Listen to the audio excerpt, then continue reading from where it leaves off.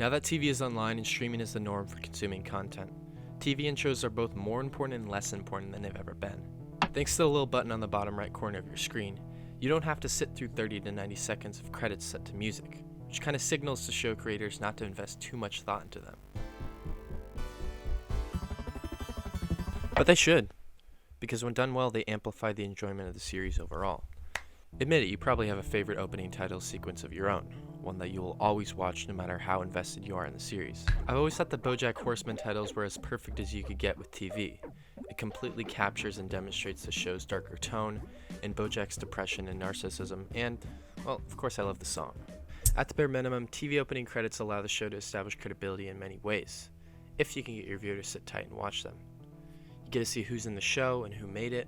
Let's say you hate the teaser opening scene, but you see one of your favorite actors' names. Well, you're more compelled to at least get through the pilot and then decide if you'd rather just go back to your favorite sitcom.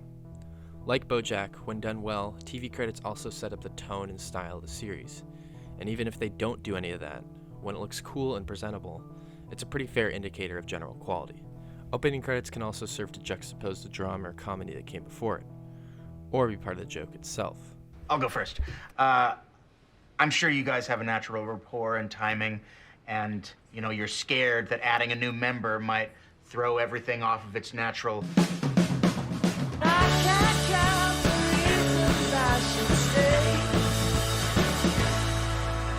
rhythm, but I feel like I know you guys already. I've always appreciated the credits, but I think I found a new favorite.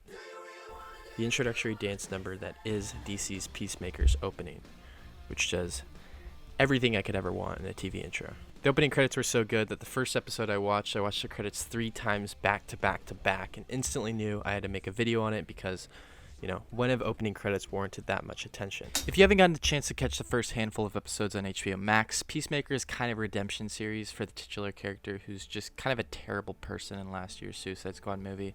He gets released from the hospital, but to get out of more prison time, he has to continue working for a black ops group to kill off thousands of alien butterfly parasites. So far in the series, for better and for sometimes worse, the show relies on its absurdity and silliness to get into more of the dramatic elements and Peacemaker's tragic life and backstory.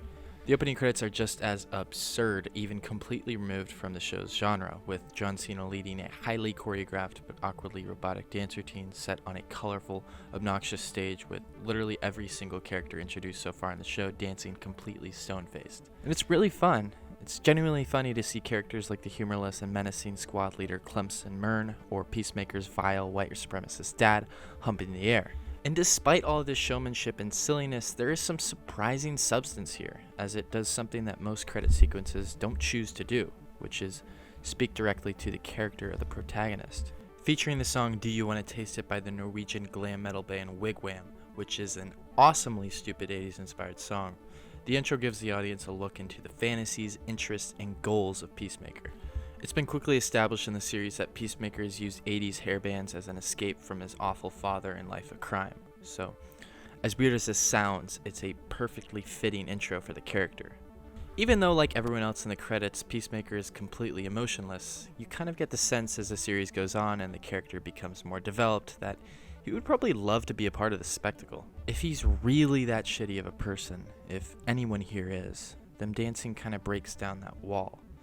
This, of course, could be a detriment if you wanted to present these characters as menacing figures, but I don't think the show does, even the bad guys. And I like that James Gunn chooses this lane, because superheroes and supervillains are cool and epic, but they don't have to be, all the time. They can just be fun and hilarious.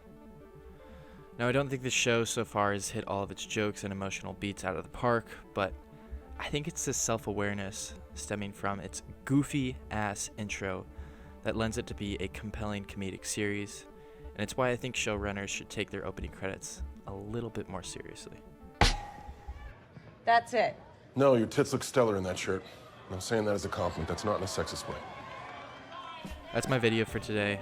Let me know how you guys feel about the series so far in the comments, and I'll see you guys next time.